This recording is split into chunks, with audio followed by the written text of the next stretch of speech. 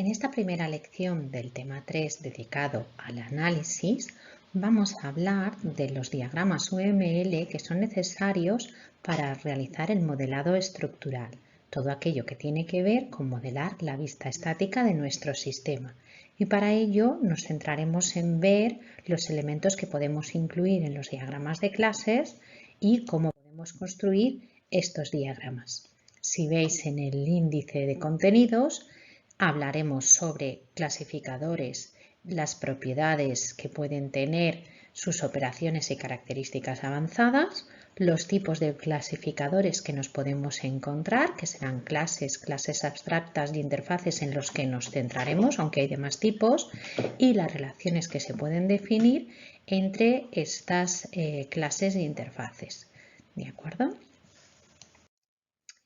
Bien, en primer lugar, decir que conocéis ya la orientación a objetos y los clasificadores pues, son elementos que se caracterizan porque pueden tener instancias. A estos elementos UML se les conoce, como decía, como clasificadores porque abstraen esas características comunes a todas sus instancias. Los clasificadores son una descripción de un conjunto de objetos que comparten unas mismas características, sus propiedades o atributos y un comportamiento común, lo que vendrían a ser las operaciones. Y tienen además relaciones entre ellos y una semántica, un significado y una forma de nombrarse. Conocéis ya el tipo más habitual de clasificadores, que son las clases, aunque no son los únicos, como veremos. Todos los clasificadores tienen una serie de propiedades comunes, como son la posibilidad de tener atributos, operaciones y de disponer de características avanzadas que permiten precisar más los detalles propios que tienen cada uno de los clasificadores, que tendrán que ver con su visibilidad, con su alcance, multiplicidad y la posibilidad de existir elementos abstractos, raíces y hojas. En cuanto a las características avanzadas, que será por donde empecemos, sobre la visibilidad de un objeto, sobre la visibilidad de un clasificador, podremos hablar de que tiene visibilidad pública. Cualquier clasificador externo va a poder verlo y va a poder conocerlo. Protegida, tiene la posibilidad de que sea visible solo por clasificadores derivados. Privada, en este caso solo es visible para el propio clasificador. Y paquete, que es visible por todos los clasificadores que se encuentren dentro del mismo contenedor, pero no desde fuera. Y veis aquí, entre paréntesis, el símbolo que se utiliza en cada caso al lado del clasificador para indicar esta visibilidad. Estos mismos elementos para mostrar la visibilidad también se emplearán, como veremos después, para los atributos y las operaciones. En cuanto al alcance, las instancias que podemos tener de un clasificador pueden tener alcance de instancia o alcance de clase. El que tenéis como más habitual es el alcance de instancia, que se caracteriza porque la característica que tiene el clasificador, por ejemplo un atributo, tiene un valor independiente para cada una de las instancias del clasificador. ¿De acuerdo? Vamos a poner un ejemplo. Yo tengo una clase que tiene un atributo con alcance de instancia, que es lo que tenemos habitualmente. Bueno, pues cada objeto que yo instancie de este clasificador tendrá un valor para ese atributo, que podrá coincidir o no con el de otra instancia, pero el hecho de que se cambie el valor de ese atributo no cambia el del resto de instancias. Sin embargo, cuando hablamos de alcance de clase, tenemos un único valor compartido por todas las instancias que exista de este clasificador. Si el valor de ese atributo cambia, cambiará automáticamente para todas las instancias. Pues en programación, si vemos el lenguaje Java, estaríamos hablando del concepto de static. ¿De acuerdo? En UML se representa este alcance de clase subrayando la cadena completa que representa el nombre y el tipo. En cuanto a la multiplicidad, nos habla sobre la restricción en el número de instancias que pueden existir de este clasificador.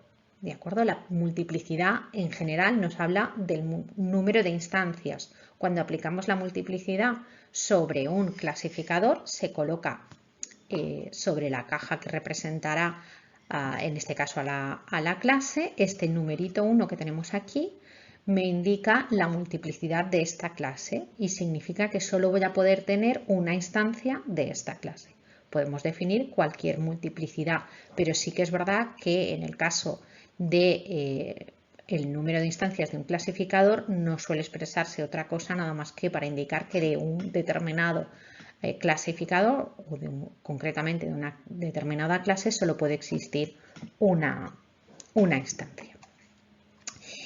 Otras características avanzadas tienen que ver con lo que comentábamos de indicar que podemos tener elementos abstractos, raíces y hojas, que nos hablarán sobre el tipo de clasificador que tenemos dentro de una jerarquía. En el caso de elementos abstractos, significa que no son instanciables, es decir, si yo tengo una clase abstracta, no puedo crear clases de esta clase. Y el nombre de la clase para representarlo aparecerá en cursiva. Después, cuando tengo una jerarquía de generalización de objetos, herencia entre clases, pues para representar que una clase no puede tener, es la primera de la jerarquía o es la última de la jerarquía, tenemos estas características avanzadas. Para indicar que son elementos finales u hoja, es decir, que no queremos que ninguna otra clase herede de ellas, se emplea el término leaf, hoja. Y para indicar que un elemento es la raíz de la jerarquía, se emplea el identificador que tenéis aquí, root, y se colocaría al lado del nombre de la clase en este caso. Bien, hemos dicho que también los clasificadores pueden tener atributos. Estos atributos representan alguna propiedad que tenga el clasificador con un nombre o una característica en general que comparten todas las instancias del clasificador. Pues estamos hablando de clases, pues por ejemplo tener un atributo que sea nombre o tener un atributo que sea edad, o si estamos hablando de una clase de persona, por ejemplo. Este atributo lo que hace es describir un rango de valores que puede tomar esta propiedad en la instancia, ¿vale? Pues como os decía, nombre o edad son atributos de objetos persona que lo que nos hacen es determinar un posible rango de valores que pueden tomar este nombre o esta edad. Es importante que tengan un nombre único dentro del clasificador, no podemos tener dos atributos que se llamen nombre o dos atributos que se llamen edad, y además es muy importante que el nombre sea representativo. ¿De acuerdo? Esto es algo que repetiremos sistemáticamente para todos los elementos, no solo para los atributos de los clasificadores. Debemos emplear nombres significativos. Por ejemplo, sería un nombre válido, precio o fecha de nacimiento, pero nunca A, B o C serían nombres válidos para un atributo. También debéis tener en cuenta que los atributos deben siempre comenzar por letra minúscula, no pueden comenzar por letra mayúscula y no pueden contener espacios, por ejemplo, no podríamos tener fecha de nacimiento con un espacio entre medias, ni pueden tener tildes ni ñes, ¿de acuerdo? Están pensados pues como en los lenguajes de programación, básicamente a partir del idioma inglés y no contemplan pues cosas como tenemos en castellano, así que mejor nada de tildes ni ñes que nos pueden complicar. Pero sobre todo recordar, siempre nombres de atributos comienzan por minúscula. Bien, cada una de las instancias, hemos dicho que si tenemos un alcance de instancia, salvo que sea de clase, esto será así, tienen un valor diferente e independiente para estos atributos. ¿De acuerdo? Como decía, pueden tener valores diferentes o iguales. Por ejemplo, podemos tener dos personas que hayan nacido el mismo día, ¿de acuerdo? Pero su fecha de nacimiento serán propiedades distintas, ¿de acuerdo?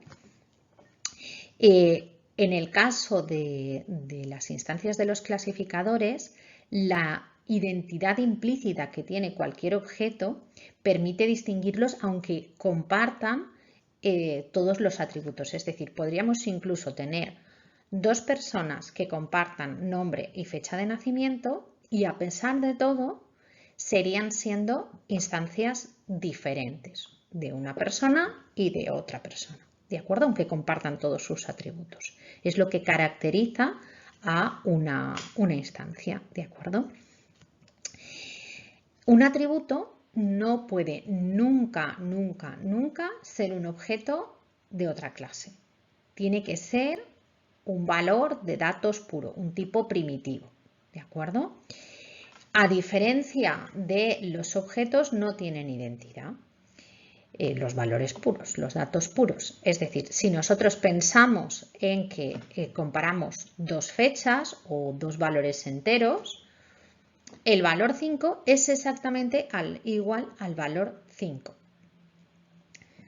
Sin embargo, hemos dicho que dos personas, aunque compartan todos sus atributos, los mismos valores para todos sus atributos, son personas diferentes. Eso es lo que diferencia a los tipos primitivos de las instancias, ¿de acuerdo? Entonces podemos tener atributos con tipos primitivos, pero no que sean instancias de otras clases. Ya veremos cómo representaremos esa posibilidad de tener atributos que sean de otras clases, ¿de acuerdo? Bien.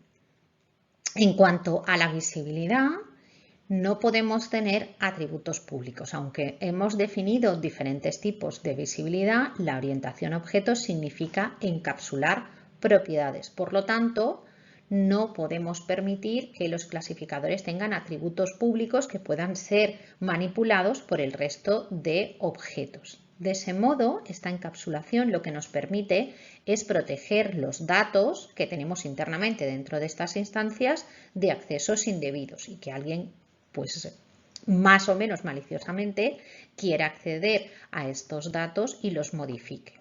¿De acuerdo? También nos ayuda porque las clases están menos acopladas, es decir, tienen menos dependencias entre ellas. La única clase que va a ser responsable de modificar los atributos va a ser ella misma y por tanto lo que hagan otras clases no va a conocer ese funcionamiento interno y eso nos ayuda a separar el funcionamiento entre las clases. Y esto además también nos permite tener clases más modulares y facilitar así el mantenimiento y también a la larga la reutilización, por ejemplo, de estas clases. ¿De acuerdo? Es mucho más fácil mantener módulos que no dependen de lo que tienen alrededor. ¿Vale? Los únicos atributos que evidentemente podrán ser públicos serán las constantes que utilizaremos pues, eso, para guardar información que pueda ser consultada desde fuera, pero por eso son constantes y no se pueden modificar. ¿Cómo representaremos, con qué sintaxis representaremos los atributos dentro de una clase? Bien, pues la parte fundamental que veis aquí resaltada es el nombre. Esta necesariamente tiene que aparecer. El resto puede aparecer o no. Y entonces colocaríamos siempre a la izquierda del nombre la visibilidad entre pública, protegida, privada o paquete que hemos comentado y la posibilidad de tener un estereotipo. ¿De acuerdo? Y a la derecha, si vamos a colocar el tipo al que pertenece, siempre deberemos colocar dos puntos y a continuación el tipo. Entre corchetes colocaríamos la multiplicidad de ese atributo y opcionalmente también podríamos colocar un valor inicial o por defecto que toma el atributo y seguidamente una cadena de propiedades como por ejemplo Frozen o Add-Only. Y es que los atributos por defecto tendrían la propiedad changeable, es decir, que no hay restricciones para su modificación. Y en ese caso no colocaríamos nada. Sin embargo, si colocamos en las propiedades Add-Only o Frozen, lo que nos van a indicar son respectivamente. Si se indica Add-Only, significa que son atributos primeramente con multiplicidad mayor que 1 y lo que podemos hacer es que sobre este atributo solamente podemos añadir valores adicionales, es como que tenemos una lista de valores y podemos añadir, pero no podemos ni eliminarnos ni modificarlos. Y con la propiedad Frozen, lo que diríamos es que una vez inicializado ya no se puede modificar, ¿de acuerdo? Es posible, no es como una constante, sino que se le puede dar un valor inicial, pero a partir de ese valor inicial ya no se va a poder modificar. Bien, algunos ejemplos, pues tendríamos aquí, por ejemplo, fijaros, tamaño, que es de tipo área y toma el valor inicial 100%, ¿de acuerdo? Lo mismo pues para este otro atributo que es visibilidad, que es booleano y toma el valor inicial invisible, y en este caso es protegido. Aquí se ha colado una tilde, el corrector ortográfico. Aquí tenéis otro que tiene, ¿veis? Este es con alcance de clase, todos tendrían el mismo identificador compartido y pues en este otro caso tenemos un atributo privado, en este otro caso uno que es una lista de 3 elementos. Aquí es una lista de 2 o más puntos. Aquí lo que estamos diciendo es que si no tiene nombre es un valor nulo, es decir, puede haber 0 o un valor dentro. En el área, aquí estamos diciendo esa propiedad que hablábamos de Frozen. Aquí estamos indicando que tiene que ser mayor que 0 y menor que esta cifra. ¿De acuerdo? En fin, normalmente no utilizamos tanto, pero para que veáis ejemplos de todas las posibilidades. En cuanto a las operaciones que se pueden realizar sobre los clasificadores, lo que representa una operación es un servicio que puede proporcionar ese clasificador o bien a ese mismo clasificador o a otros clasificadores con los que se relacione. Ese servicio puede ser, pues, por ejemplo, consultar información, realizar un cálculo y obtener un valor o transformar información interna y modificar el estado del propio clasificador o de otros clasificadores, ¿de acuerdo?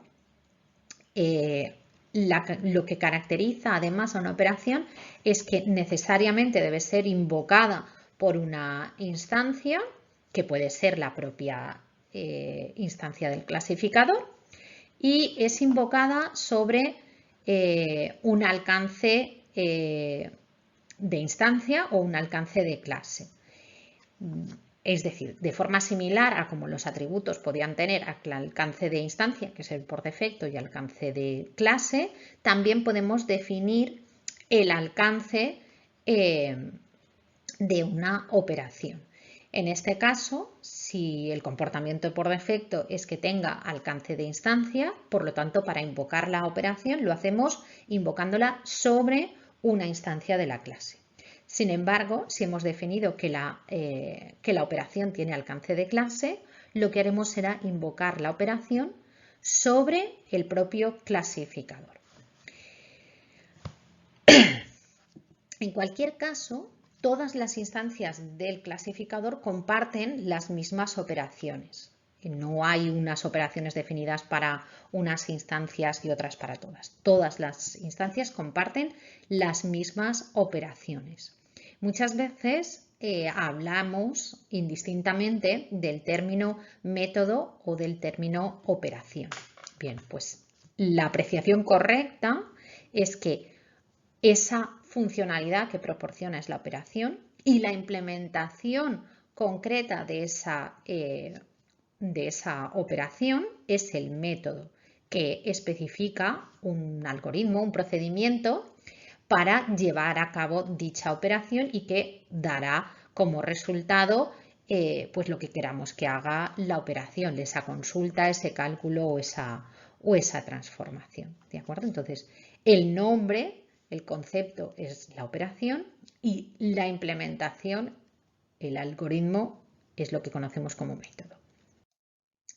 Bien, por defecto, sin que hagamos nada, cada operación conoce la instancia sobre la que se invoca. Por lo tanto, cuando invocamos una operación sobre una instancia, no necesitaremos pasarle como argumento nunca a la propia instancia, porque ya sé quién soy yo, ¿no? Esta instancia conoce a su clasificador y, por tanto, la implementación concreta de la operación. En el momento invocamos a una operación, se sabe cuál es el método que se debe de ejecutar. Del mismo modo que los atributos, los nombres de las operaciones deben ser representativos. Ejemplos válidos, pues por ejemplo sería calcular precio o fecha de nacimiento. Nunca, nunca, jamás pueden tener la pinta de operuno, func, ¿de acuerdo? Porque ahí no sabemos a lo que representan. Y del mismo modo que los atributos también deben comenzar por letra minúscula y no pueden contener espacios, ni la letra ñ, ni tildes, ¿de acuerdo? Solamente hay una excepción a esta regla y son los constructores. Los constructores de un clasificador tienen el mismo nombre que el propio clasificador. Los clasificadores siempre, siempre, siempre empiezan por letra mayúscula y por lo tanto los constructores también comienzan por letra mayúscula. Bien, las declaraciones de una operación, el hecho de que tengamos una determinada operación en un clasificador, lo tendremos de manera predeterminada, heredado en las clases que tenemos por debajo en la jerarquía, en las clases que heredan de ella. Cuando heredamos la operación y el método que la implementa.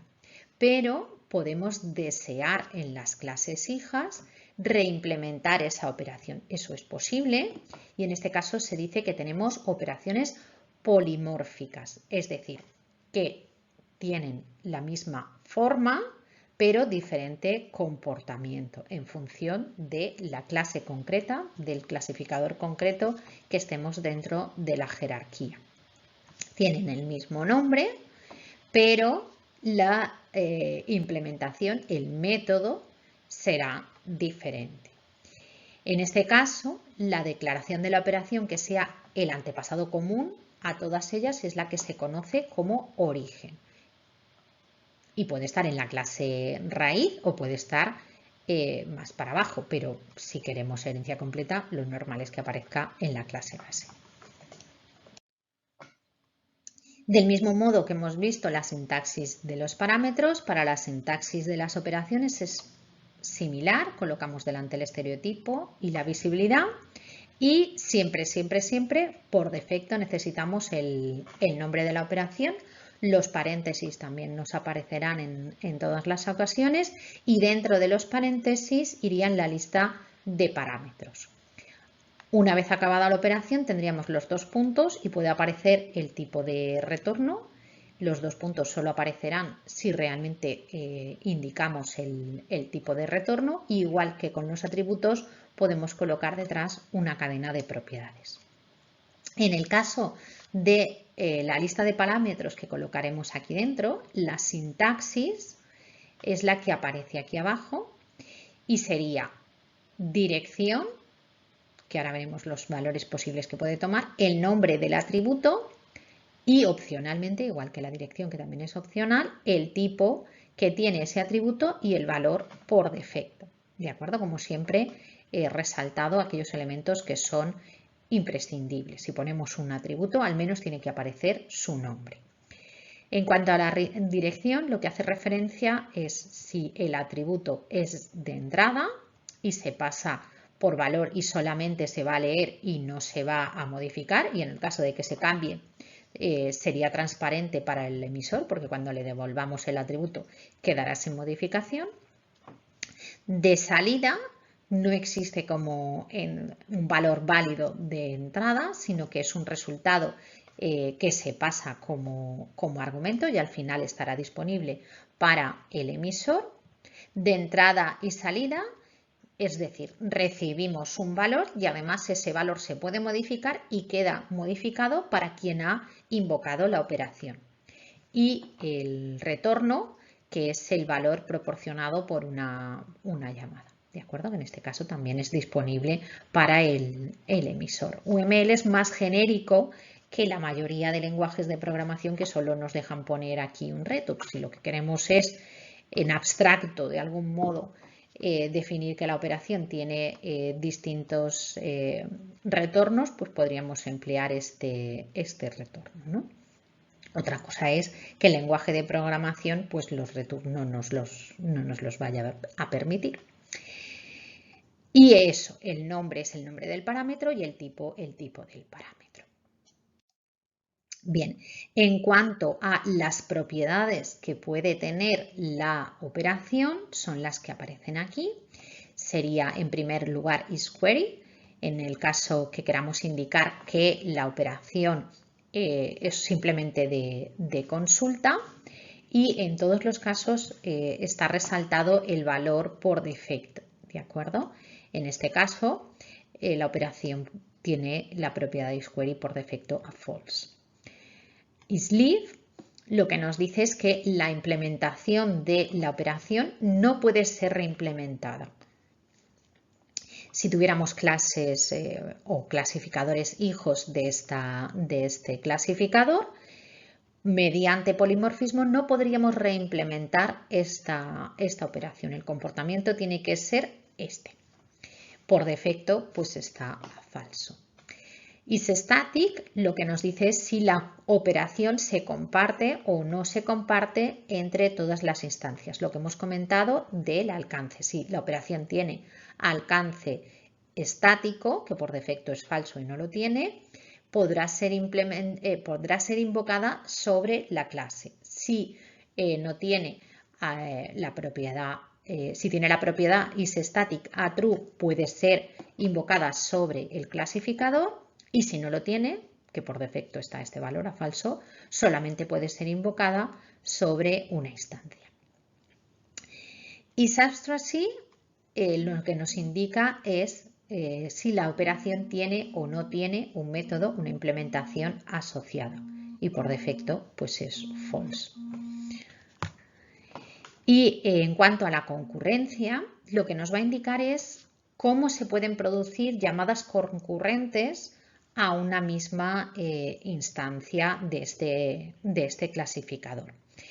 Si estamos pensando en aplicaciones pues que no solo se ejecutan con un único hilo de ejecución, sino que tienen distintos hilos, y puedo simultáneamente recibir distintas llamadas, distintas invocaciones a esta operación, pues sobre la misma instancia, esta propiedad lo que nos va a definir es cómo se van a procesar esas llamadas. En primer lugar, sequential lo que nos dice es que quienes invocan a esta operación deben coordinarse de modo que solo se pueda ejecutar una llamada a un mismo objeto al mismo tiempo. Si es guarded, pueden producirse múltiples llamadas simultáneas, pero solo se permite que se ejecute una en un momento dado. El resto pues estarán esperando bloqueadas. Y concurrent lo que nos dice es que las llamadas se pueden procesar simultáneamente, todas se ejecutan concurrentemente. Bien, en cuanto a ejemplos, pues a la hora de traducir estas propiedades con el alcance de clase subrayado igual que los atributos y abstracta en cursiva, ¿de acuerdo? Más que con la propiedad de isAbstract se puede colocar de estas dos maneras y tenemos pues aquí solamente el nombre y el valor de retorno, otra tilde que se ha colado y varios ejemplos combinando cada una de las distintas propiedades.